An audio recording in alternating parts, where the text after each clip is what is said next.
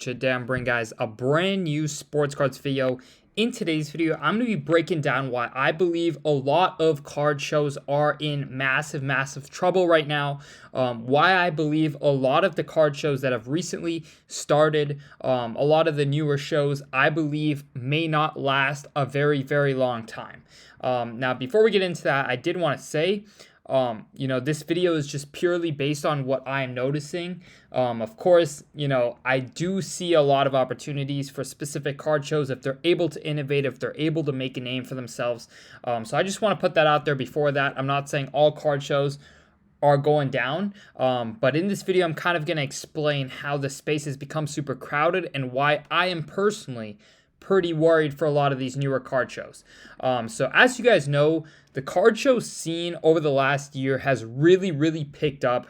There are a whole bunch of new shows every weekend in a ton of areas around the country. You're seeing new shows pop up here and there. A lot of new brands that are dropping shows, starting up new shows across the country. And I believe it's gotten to a place where there's a lot of crowded, just a lot of shows across the country, which is great, but then also there's a very specific crowd that goes to shows across the country. There's a very similar crowd that goes to a lot of these shows. And so I think one of the first big things, that has changed in the landscape, of course, has been Fanatics, launching their own show. Fanatics Fest was a massive success. I was there. It was personally my favorite card show I've ever been to. I think the overall experience, I think that is where the card show space is headed. Plain and simple, I think the card show space is headed to a lot more of an overall event than just a card show because, of course, us card collectors and enthusiasts love these card shows. But I think with Fanatics coming in, and totally changing the game, I think, we see it right now. Their next show in Orlando is the same weekend as Dallas. And I don't know, of course, Dallas schedules way in advance. I don't know if that was done purposefully, but it has to be a statement by Fanatics to choose that weekend, where it's one of the biggest card shows, the Dallas card show, one of the biggest card shows in the country, and Fanatics just comes in and they're hosting it the same weekend. And most people I know are going to the Fanatics event.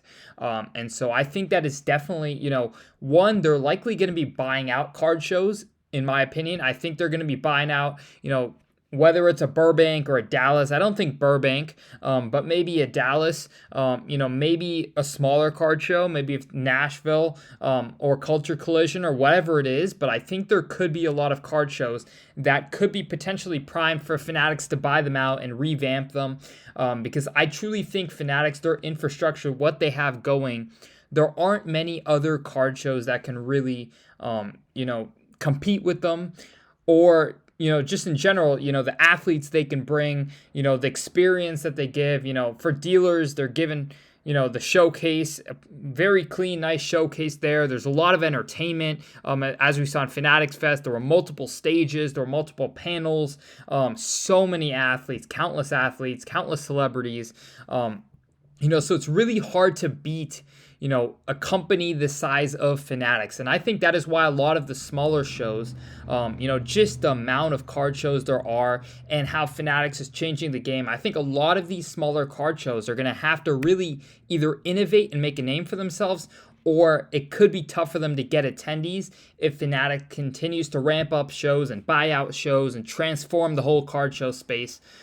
So, of course, we all love our local shows. I'm not saying they're going away, but I'm saying the attendance, with the big crowd of people who travel the country doing cards full time and going to these big shows and making them big events, I think that crowd is kind of going the Fanatics way, going, the way that Fanatics pretty much has them in their hand, and they're willing to go wherever Fanatics is going. And I think that's a lot of people I've been talking to.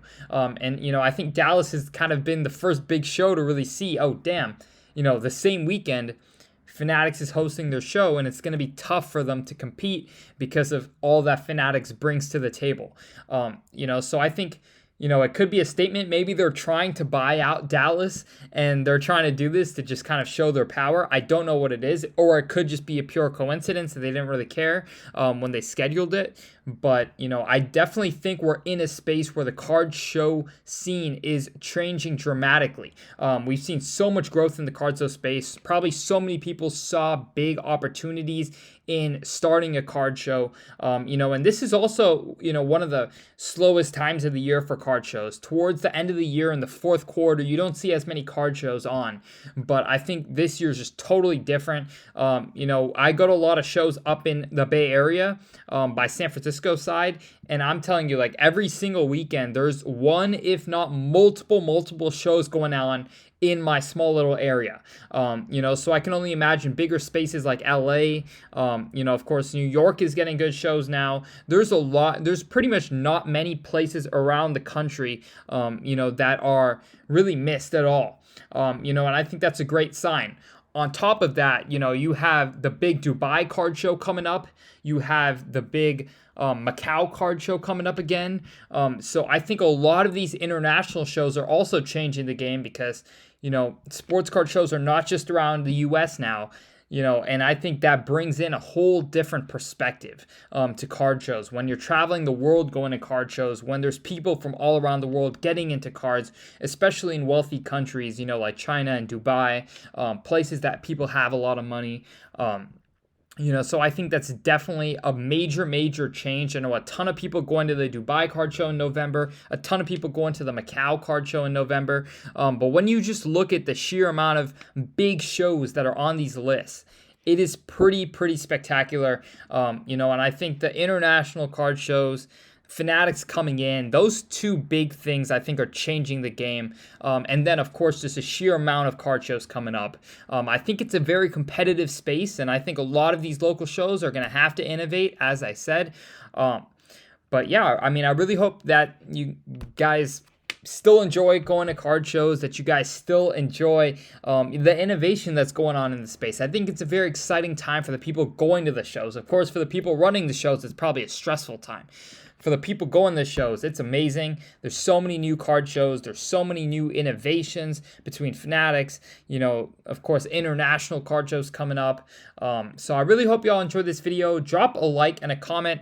We are on our way to 60,000 subscribers. We recently hit 50,000 subscribers, so I'm so grateful for all you guys keeping up with our journey in the card show space and in the card scene in general.